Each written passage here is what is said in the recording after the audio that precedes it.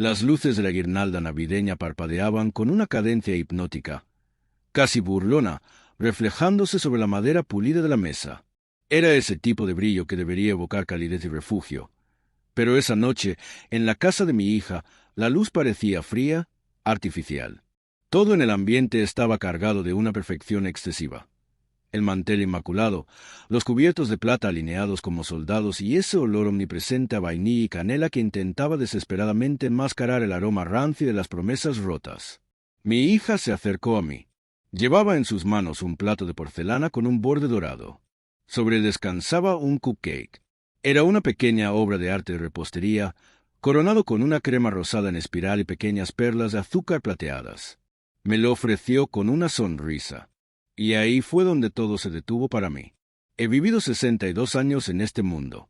He visto sonrisas de amor, de complicidad, de tristeza y de alegría. Pero aquella sonrisa, aquella mueca tensa que curvaba sus labios no era sincera. Era una construcción rígida, una máscara de porcelana a punto de quebrarse. «Papá, preparé tus favoritos», dijo, y su voz sonó medio tono más aguda de lo normal, vibrando con una ansiedad que intentaba disimular. «Come uno, por favor. Es especial». Algo en su mirada me heló la sangre. No fue un pensamiento racional al principio. Fue algo más primitivo, un escalofrío que trepó por mi columna vertebral como una araña de patas frías. Sus ojos no me miraban con el cariño de una hija que agasaja a su padre en Nochebuena. Me miraban con cálculo. Me miraban como un jugador de ajedrez mira a un peón que está a punto de ser sacrificado para ganar la partida. A nuestro alrededor, la farsa de la felicidad continuaba. Mi yerno contaba una anécdota trivial sobre su jefe, riendo con esa risa nerviosa de quien intenta llenar los vacíos de silencio. En la radio sonaba un villancico suave, amortiguado, como si la música también tuviera miedo de alzar la voz. Yo asentía mecánicamente, pero mi atención estaba secuestrada por el leve, casi imperceptible, temblor en las manos de mi hija mientras acomodaba las servilletas. No era el temblor de la emoción festiva. Era el temblor de la adrenalina. Miré el cupcake frente a mí. Parecía inofensivo, dulce, un regalo, pero mi mente, traicionera y sabia, empezó a conectar puntos que yo me había negado a ver durante meses. Pensé en mis años de trabajo incansable, en el polvo de la construcción, en las manos callosas, en cada sacrificio hecho para darle a ella estudios, seguridad, una casa. Y luego pensé en el último año, en cómo su ambición había mutado, transformándose en una bestia insolente y hambrienta. Las discusiones por dinero, las preguntas sutiles sobre mi testamento, la impaciencia en su voz cuando hablaba del futuro. El postre seguía ahí, esperando. Mi hija no me quitaba los ojos de encima, aunque fingía acomodar una vela central. Había una urgencia en su postura, una expectativa macabra. Tomé el tenedor con una lentitud deliberada. Sentí el peso del metal en mi mano. Alcé la vista y la miré directamente a los ojos una vez más. Y entonces lo comprendí. No fue una deducción lógica, fue el instinto de supervivencia gritando en mi oído. Cuando uno llega a viejo, aprende a escuchar al cuerpo antes que las palabras. Mi estómago se contrajo, rechazando de antemano aquel dulce. Aproveché un instante de caos. Mi yerno se había levantado para buscar más hielo y todos reían por un chiste malo de la televisión. Fue un movimiento rápido, fluido, nacido del miedo. Sin hacer ruido, deslicé mi plato hacia la derecha y tomé el de mi yerno, que estaba intacto, y coloqué el mío en su lugar. Fue un gesto mínimo, casi ridículo en su simplicidad, pero sentí un alivio inmediato, como si acabara de esquivar una bala invisible. Nadie lo notó, o eso creí. Mi hija seguía hablando, pero sus ojos volvían una y otra vez a mí, o mejor dicho, al espacio frente a mí. El tiempo pareció estirarse, volviéndose una sustancia densa y pegajosa. El postre quedó entre nosotros como una promesa torcida, esperando cumplirse en silencio. Pero antes de contarte qué ocurrió después, me gustaría hacerte una pregunta muy seria. Quiero que seas honesto conmigo. ¿Alguna vez has tenido un presentimiento tan fuerte que te obligó a cambiar de rumbo en el último segundo? ¿Alguna vez tu instinto te salvó de algo terrible? Cuéntame tu experiencia en los comentarios. Me interesa mucho leerte. Y si te está gustando la forma en que narro esta historia, por favor, suscríbete al canal. Tu apoyo es lo que me permite seguir trayendo estos relatos. Ahora, volvamos a esa mesa. 15 minutos después, el infierno se desató con una tranquilidad aterradora. Mi yerno, que había regresado y comido el postre con gusto, de repente dejó de reír a mitad de una frase. Su rostro se transformó. Llevó la mano al pecho, apretando la camisa con los nudillos blancos, como si algo le quemara por dentro, un fuego líquido que le devoraba el esófago. El vaso que sostenía se le resbaló de los dedos. El sonido del vidrio estrellándose contra el suelo cortó el aire festivo como un disparo. El tintinear de los fragmentos resonó en el silencio repentino. Mi hija se levantó de golpe. «Amor, ¿qué pasa?», gritó. Su alarma parecía genuina para los demás. Pero yo, que la observaba desde mi rincón de sospecha, vi algo más. Vi pánico, sí, pero no el pánico de la sorpresa. Era el pánico del error. El pánico de quien ve que la trampa ha atrapado a la presa equivocada. Todos rodearon la mesa. Yo me quedé inmóvil en mi silla, con un frío antiguo, casi geológico, subiéndome por las piernas. La respiración de mi yerno se volvió áspera, sibilante, un sonido de fuelle roto. Se dobló sobre sí mismo con un quejido gutural que aún hoy, meses después, me retumba en los oídos por las noches. «Llamen a una ambulancia», gritó alguien. Entre el caos de voces, teléfonos marcando y pasos nerviosos, mi hija buscó mi mirada. Sus ojos se encontraron con los míos a través de la habitación. Y en ese cruce de miradas hubo una confesión muda y terrible. Ella supo que yo sabía. Y yo supe que ella había fallado en su objetivo. Su trampa no había caído donde ella esperaba. La sala entera se convirtió en un remolino de luces encendiéndose sin orden, de gritos ahogados. Yo fingí conmoción. Me levanté, actué como un suero preocupado, pero por dentro una certeza de plomo me sostenía. Asterisco, ese cupcake no era para él. Era para mí, asterisco. En el trayecto al hospital, viajé en silencio en el asiento trasero del automóvil de un vecino que se ofreció a llevarnos. Mi hija iba adelante, en el asiento del copiloto, temblando de una manera incontrolable, dando órdenes inútiles por teléfono, sollozando frases inconexas. Yo miraba por la ventanilla. Las luces de la ciudad pasaban como recuerdos borrosos, distorsionados por la velocidad y las lágrimas que me negaba a derramar. Pensaba en las discusiones recientes, en su ansiedad por adelantar la herencia, en la frialdad metálica con la que me había hablado semanas atrás. Cada pieza del rompecabezas caía en su lugar con una precisión cruel y matemática. El instinto que me había salvado la vida ahora me exigía explicaciones, y yo sabía, con una tristeza infinita, que la Navidad había dejado de ser una fiesta para siempre. Al llegar a urgencias, los médicos se lo llevaron de inmediato.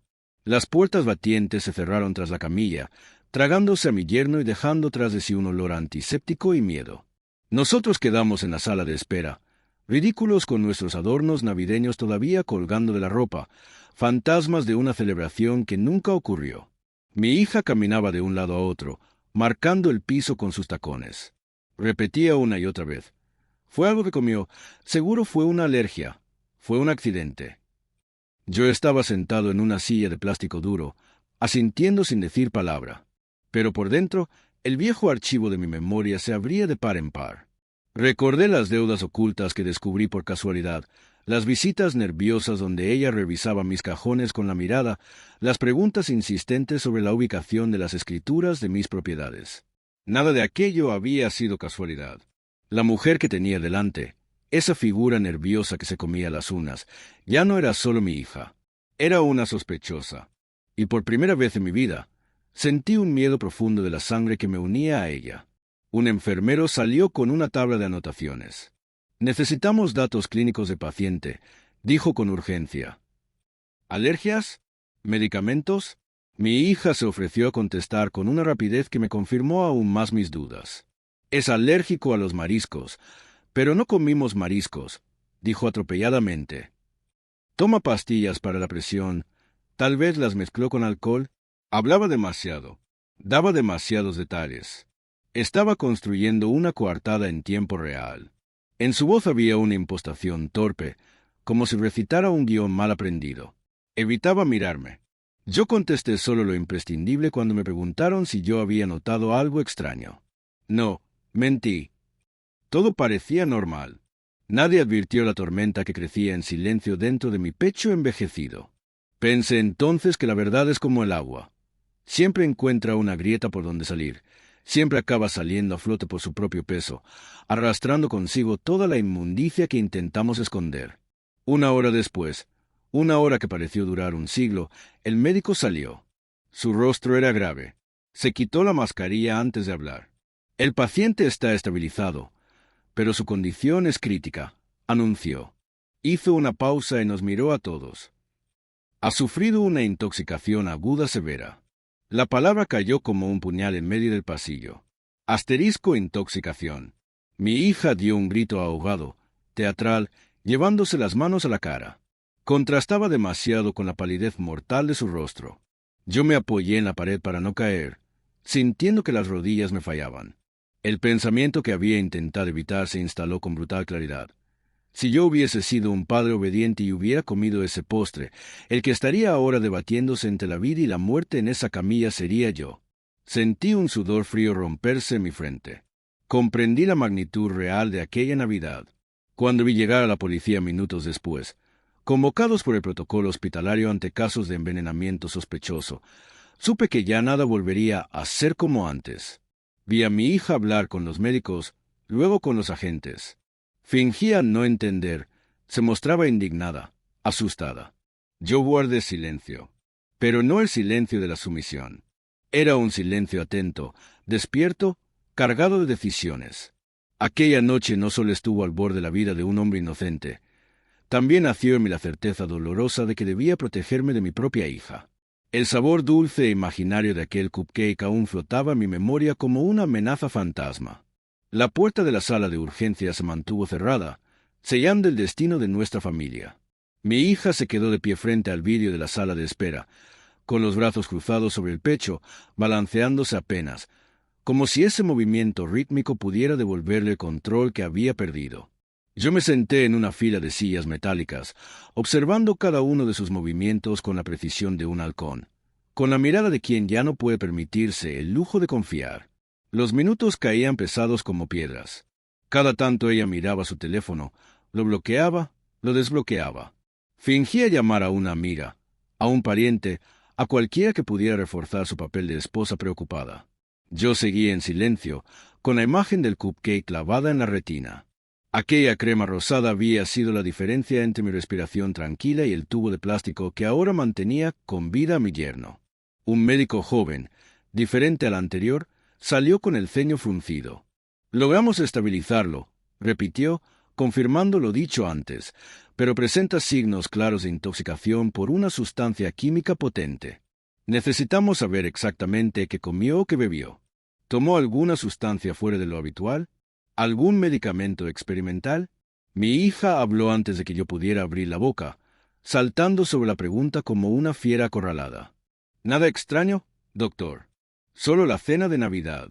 Todos comimos lo mismo. La observé. Su voz sonaba firme, pero la tensión en su mandíbula la traicionaba. Un pequeño músculo saltaba en su mejilla.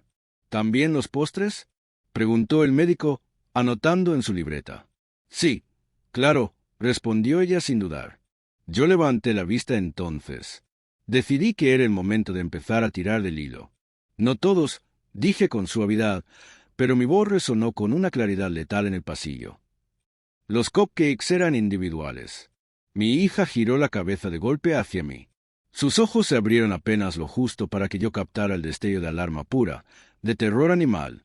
El médico nos miró a ambos, sintiendo la tensión eléctrica en el aire. ¿Cada persona tenía un cupcake distinto? Así es, respondí, sosteniendo la mirada de mi hija. Mi hija los preparó uno por uno. Me insistió mucho en que yo comiera el mío. Dijo que era especial. El médico dejó de escribir y nos miró con seriedad. Necesitaremos analizar lo que sobró, anunció. ¿Quedaron cupcakes en la casa? Mi hija apretó los labios hasta que desaparecieron en una línea blanca. Sí, algunos, admitió con voz estrangulada. La policía se encargará de recogerlos. Ese instante fue el primero en que vi el verdadero miedo cruzar su rostro sin máscara. No era miedo a la muerte de su esposo. Era miedo a la cárcel. Las horas siguientes fueron un desfile de funcionarios, preguntas, formularios y murmullos. La palabra intoxicación comenzó a repetirse con una gravedad que ya no podía ser disimulada bajo la alfombra de la casualidad. Yo respondía lo mínimo, cuidando cada palabra, sin acusar directamente pero sin mentir. Mi hija, en cambio, se mostraba angustiada pero excesivamente dispuesta a colaborar, como quien intenta ocultar algo ofreciendo demasiada información irrelevante. Por dentro, mi mente repasaba escenas recientes como una película de terror en cámara lenta. Su insistencia en que la cena fuera en su casa. Su dulzura repentina tras meses de frialdad y exigencias. Su curiosidad insistente sobre mis pólizas de seguro. Todo aquello que yo, en mi ingenuidad de padre, había querido interpretar como un intento de reconciliación, ahora se revelaba como lo que realmente era. Una estrategia militar. Una emboscada. Cerca del amanecer, un inspector de policía se acercó a nosotros. Era un hombre mayor, con ojos cansados que habían visto demasiadas mentiras. Necesitaremos que ambos nos acompañen a comisaría para declarar de manera formal, dijo con tono neutro. Mi hija asintió de inmediato. Por supuesto, todo lo que sea necesario para aclarar este terrible accidente. Yo también asentí, pero no miré a mi hija. En aquel silencio compartido ya no había alianza familiar. Solo había una verdad monstruosa que empezaba a abrirse paso entre nosotros. En la comisaría, las luces blancas y zumbantes de la sala de interrogatorios me hicieron sentir más viejo que nunca. Me ofrecieron agua tibia en un vaso de plástico. La acepté. Mi hija fue llevada a otra habitación. No la vi durante horas. Mientras tanto, el agente me hacía preguntas precisas. ¿Qué relación tiene con su yerno? ¿Había conflictos familiares? ¿Discusiones por dinero? Contesté con calma. No oculté las tensiones recientes. Le hablé de las deudas de mi hija, de sus peticiones de dinero. No mencioné aún mis sospechas directas sobre el veneno. Sabía que cada cosa debe decirse en su tiempo para no morir antes de nacer. Si acusaba sin pruebas, parecería un viejo delirante. Tenía que dejar que las pruebas hablaran por mí. Cuando terminé, me dejaron solo un rato en una sala pequeña. Allí, por primera vez desde la cena, me permití temblar. No por miedo a la ley, sino por la certeza absoluta de haber estado a un paso de morir por la mano de quien yo había criado, de quien había sostenido en mis brazos cuando tuvo fiebre, de quien había enseñado a andar en bicicleta. ¿En qué momento esa niña se convirtió en esto? A media mañana, el médico volvió a comunicarse con la policía y la información llegó a nosotros. La sustancia encontrada en la sangre de mi yerno no era un alérgeno ni una bacteria alimentaria. Era un químico de uso industrial, un pesticida concentrado que en dosis pequeñas causa intoxicación severa y en dosis mayores la muerte por paro respiratorio. No se vende en supermercados. Hay que buscarlo. Al escuchar aquello, mi hija, que había sido traída de vuelta a la sala común, ya no fingió un desmayo. Se quedó rígida, con la espalda recta, como si un hilo invisible la sostuviera desde el techo. Su rostro era una máscara de piedra. El pronóstico es reservado, pero estable, añadió el oficial. Ha tenido suerte de no ingerir la dosis completa o de tener una constitución fuerte. Sentí un alivio contenido. Aquel hombre, al que yo había salvado sin proponérmelo, seguía con vida. Y sin embargo, su supervivencia no traería paz. Traería preguntas. Traería justicia. Esa tarde, los agentes fueron a la casa de mi hija con una orden de registro. Recogieron los cupcakes restantes, frascos de la cocina, bolsas de basura. Yo permanecí en la sala del hospital, solo mirando pasar las camillas. Pensaba en cómo un gesto pequeño había cambiado el rumbo de tantas vidas. Un cambio de plato, un acto casi insignificante, hecho en un segundo de duda, y sin embargo tan decisivo como apretar un gatillo.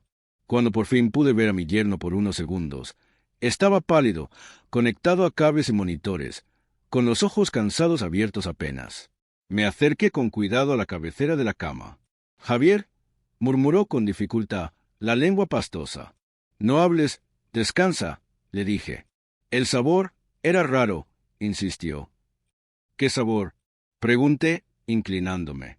«Amargo, detrás del dulce». «Muy amargo», asentí sin decir más.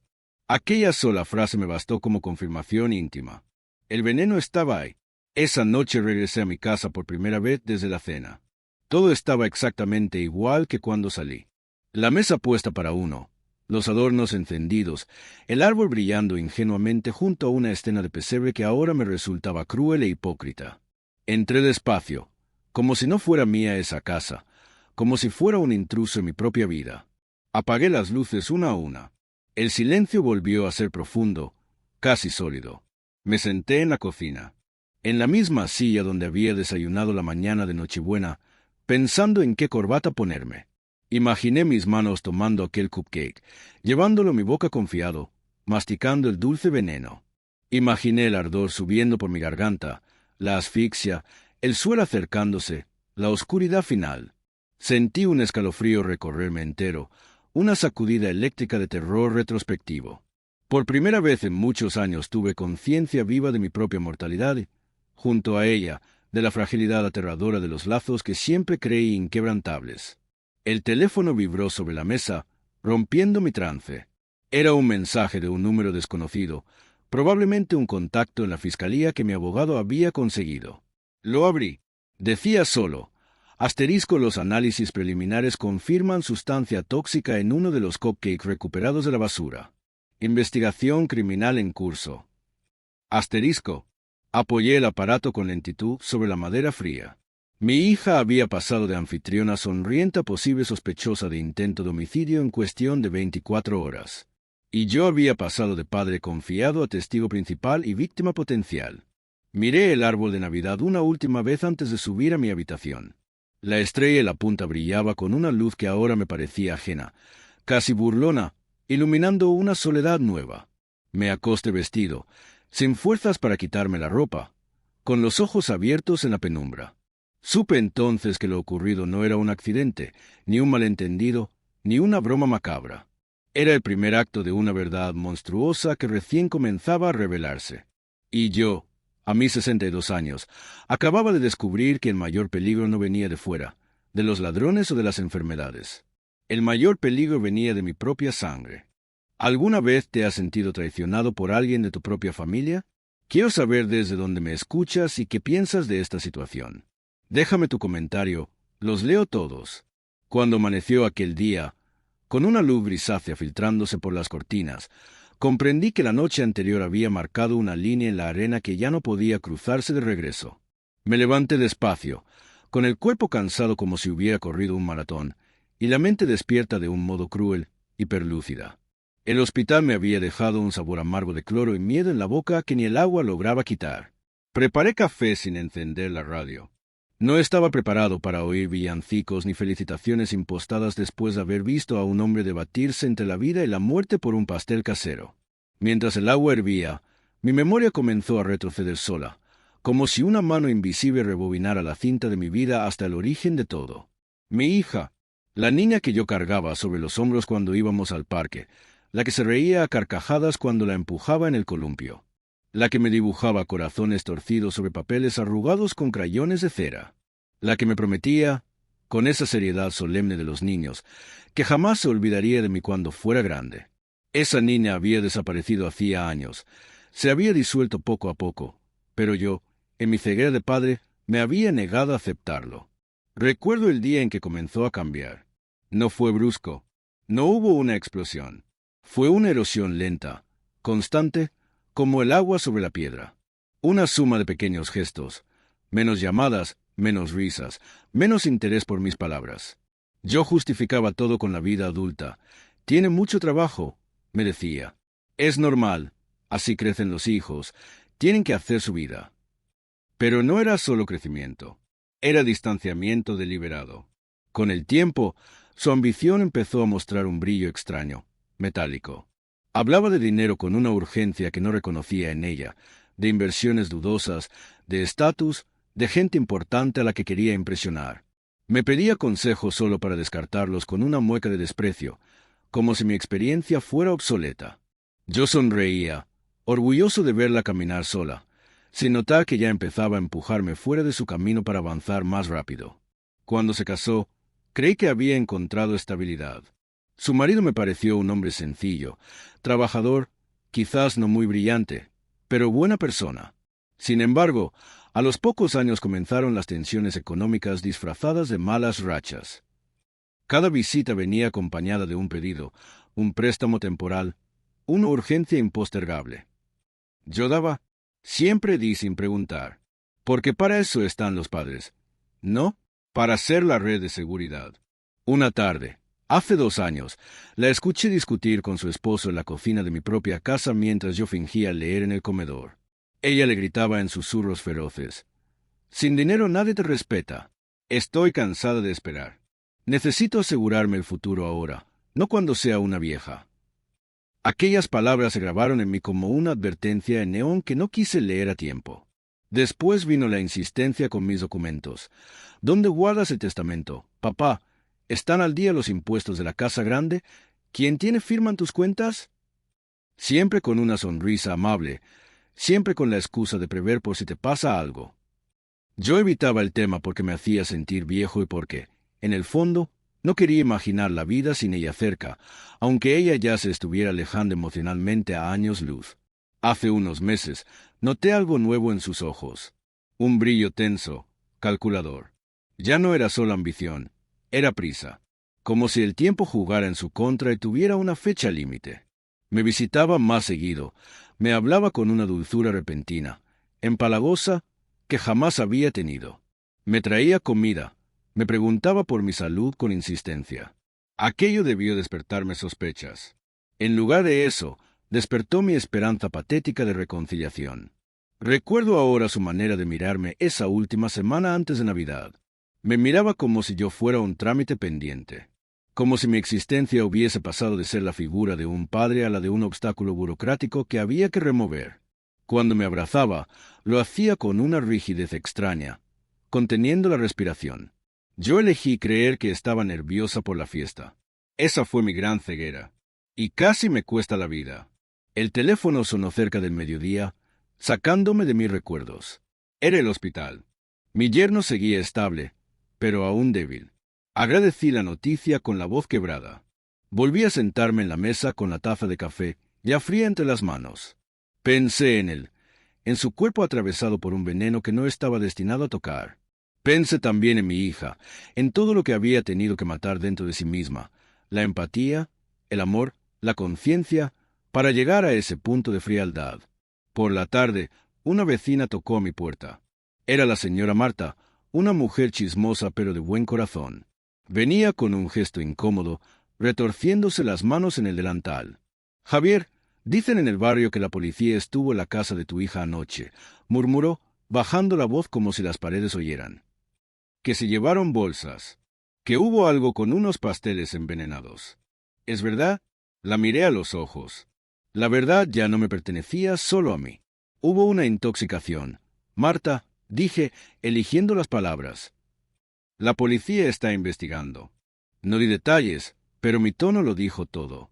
Cuando se fue, comprendí que la imagen pública de mi hija, esa fachada de perfección que tanto cuidaba, comenzaba a resquebrajarse, y con ella, el castillo de apariencias que había construido. Esa noche, la soledad de mi casa se sintió diferente. No era paz, era asedio. Mientras revisaba antiguos papeles en mi despacho, buscando no sé qué, encontré una vieja libreta escolar de ella. La abrí al azar. Había una lista de gastos que yo anotaba cuando ella era adolescente. Uniformes nuevos, cuadernos, zapatos de baile, excursión de colegio. Yo anotaba todo, no por control, sino por cuidado, para asegurarme de que no le faltara nada. Aquella pequeña libreta, con mi letra joven y firme, contrastaba violentamente con la mujer que ahora enfrentaba una investigación por intento de parricidio. El salto me pareció imposible de comprender. Me pregunté en qué momento perdí la autoridad moral sobre ella. No la autoridad del miedo, sino la del respeto. Quizá fue cuando cedí demasiado. Cuando preferí evitar conflictos en lugar de marcar fronteras. Cuando confundí amor con complacencia y le enseñé que mis recursos eran inagotables y suyos por derecho. Esa noche soñé con ella de niña, sentada en mis rodillas, mirándome con esos mismos ojos grandes que hojeaban los cuentos con asombro. Pero en el sueño, sus manos de niña sostenían un frasco de veneno y me sonreía mientras lo vertía en mi café. Me desperté bañado en sudor, con lágrimas secas en el rostro. El dolor de un padre traicionado no se parece a ningún otro dolor. No grita, se hunde despacio, como un ancla en el fango. Al día siguiente, El hospital llamó de nuevo. Mi yerno había despertado del todo y ya podía hablar con claridad. Preparé mis papeles y salí con el corazón apretado. Sabía que ese encuentro podía romper el último velo de dudas que, estúpidamente, aún pudiera quedarme. Cuando entré en la habitación, lo vi más delgado, casi transparente bajo la luz blanca del hospital, pero consciente. Me miró con un gesto de alivio infinito al verme entrar. «Javier», susurró. Su voz era un hilo. Creí que me moría. Sentí que me quemaba por dentro. Me senté junto a su cama y le tomé la mano. Estaba fría. «Tu tiempo aún no terminó, hijo», le respondí. «Y quizá gracias a eso tendremos respuestas». Él cerró los ojos unos segundos, tomando aire, como si hablar le costara un esfuerzo físico enorme. «¿Fue ella?», murmuró. Las palabras salieron arrastradas, dolorosas. «La vi, Javier. La vi poner algo en el azucarero especial cuando pensó que nadie miraba, justo antes del postre. Sentí que el mundo se encogía alrededor de esa cama». «¿Estás seguro?», pregunté, aunque ya sabía la respuesta. Pensé que era, no sé, algún edulcorante o una especia. Pero ella me miró y sonrió de esa forma rara. «Y luego insistió tanto en que tú comieras ese cupcake en particular». Abrió los ojos y me miró con terror. El sabor era distinto, amargo detrás del dulce. Nunca lo olvidaré. Ese amargor era muerte, Javier. No hizo falta que dijera más. Salí de la habitación con las piernas débiles, caminando como un sonámbulo. Aquella confirmación, dicha en susurros desde una cama de hospital, sellaba toda duda. Mi hija no había dudado. Había ejecutado su plan con frialdad. Yo era el único que había dudado durante años, cegado por el amor. Esa tarde, la policía me citó para una nueva declaración. Yo ya no era solo el padre que sospechaba. Era el testigo de una verdad sólida y cruel. Entregué mi testimonio con voz firme, aunque por dentro me estuviera desmoronando. Al regresar a mi casa, comprendí que la mujer que yo había criado ya no existía, que en su lugar había alguien capaz de mirar a los ojos a su propio padre y sonreír mientras planeaba su final para cobrar un seguro. La idea me revolvió el estómago. Esa noche, frente al espejo del baño, me observé largo rato. Me vi viejo, cansado, herido de muerte por dentro. Las arrugas de mi cara parecían mapas de carreteras que no llevaban a ninguna parte. Y aún así, una certeza nueva, dura como el diamante, se abría paso entre mis pensamientos. Ya no podía protegerla. Ya no debía hacerlo, porque protegerla ahora significaría traicionarme a mí mismo y a la justicia. Y porque la última Navidad que pasamos juntos no fue solo una fiesta arruinada. Fue el día exacto en que comprendí que había perdido mi hija mucho antes de casi perder la vida. Decidí regresar a la casa de mi hija la tarde siguiente. Sabía que ella permanecería todo el día en el hospital, fingiendo ser la esposa devota ante las enfermeras, o quizás intentando hablar con su marido para convencerlo de su inocencia. La policía ya había pasado, pero yo necesitaba volver solo, sin uniformes, sin preguntas oficiales. Necesitaba enfrentar aquel espacio con mis propios ojos. Abrí la puerta con la llave de repuesto que aún conservaba en mi llavero. El olor a limpieza reciente me golpeó de inmediato. Lejía, limón sintético. Demasiado intenso para ser natural. Habían intentado borrar algo. Siempre se limpia con más fuerza cuando se quiere fregar una culpa. La casa estaba en un silencio sepulcral. El árbol de Navidad seguía encendido, olvidado en el caos. Las luces titilaban alegremente, indiferentes al drama, como si nada hubiera ocurrido. Esa normalidad forzada me resultó obscena. Caminé despacio hacia la cocina. El mármol de la encimera estaba impecable.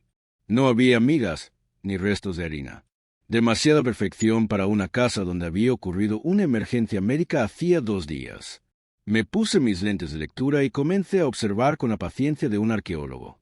Abrí los cajones uno por uno. Cubiertos ordenados, moldes apilados.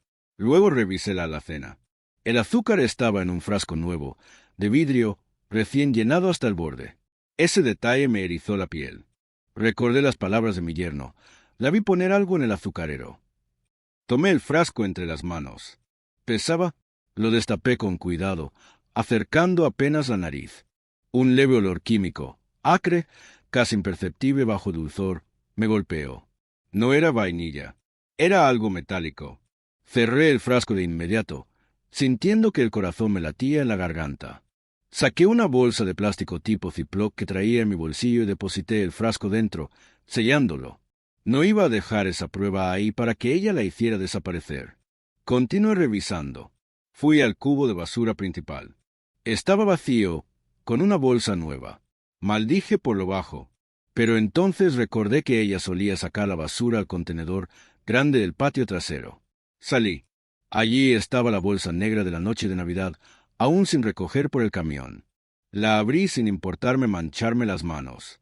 Entre restos de comida y papeles de regalo rasgados, encontré una caja pequeña de cartón de un pesticida industrial muy potente y un frasco de vidrio pequeño, vacío, sin etiqueta, con apenas unas gotas secas de un líquido viscoso en el fondo.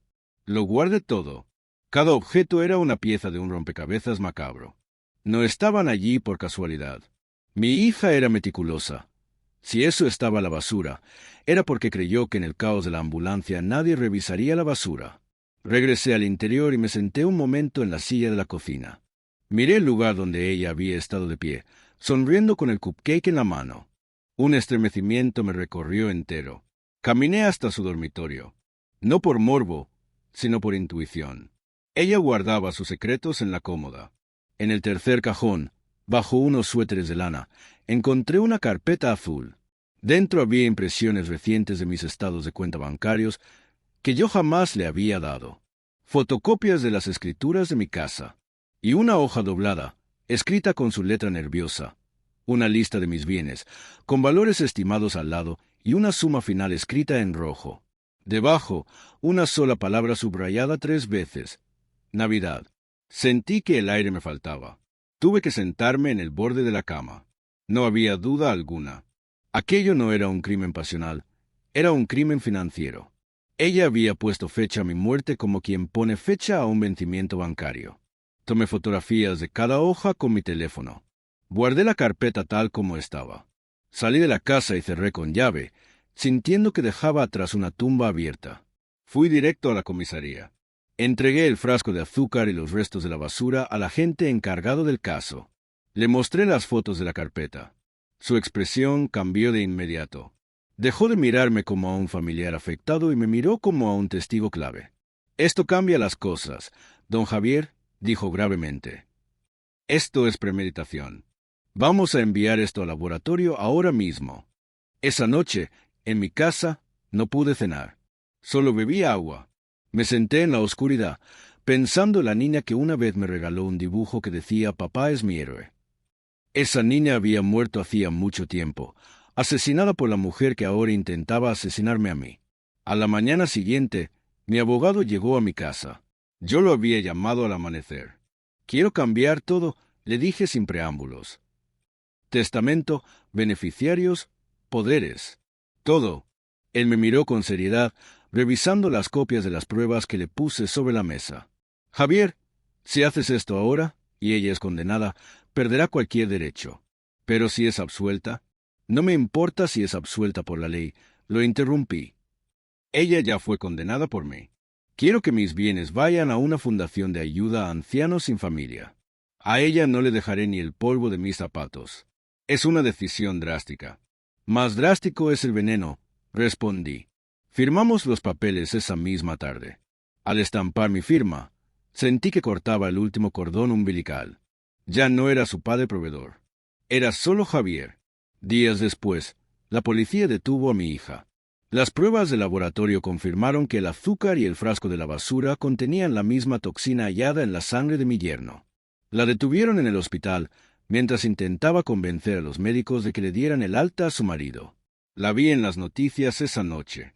Salía esposada, con la cabeza baja, cubriéndose el rostro con el abrigo. No sentí satisfacción. Sentí un hueco inmenso en el pecho. El juicio llegó meses después.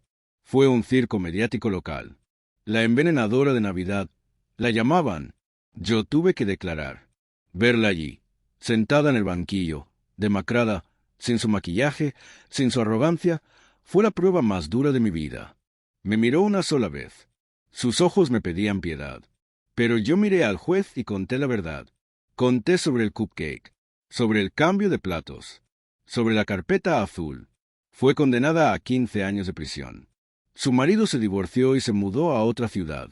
Yo me quedé aquí, en esta casa que ahora me queda grande. Ha pasado un año. Hoy es víspera de Navidad otra vez. No he puesto árbol. No he puesto luces. Pero estoy vivo. Me he preparado una cena sencilla. Y mientras como, pienso en ti, que me estás escuchando. Esta historia no es solo sobre un crimen. Es sobre los límites del amor. Es sobre aprender que a veces el monstruo no está debajo de la cama, sino sentado a tu mesa, sonriéndote con tu propia sangre en las venas. Si esta historia te mantuvo enganchado hasta el final, y si te ha hecho reflexionar sobre en quién confías, no olvides suscribirte para más relatos reales. Dale me gusta si crees que hice lo correcto. Y dime en los comentarios, ¿qué habrías hecho tú? ¿La habrías perdonado? ¿O habrías cambiado el plato igual que yo? Buenas noches, y cuida lo que comes.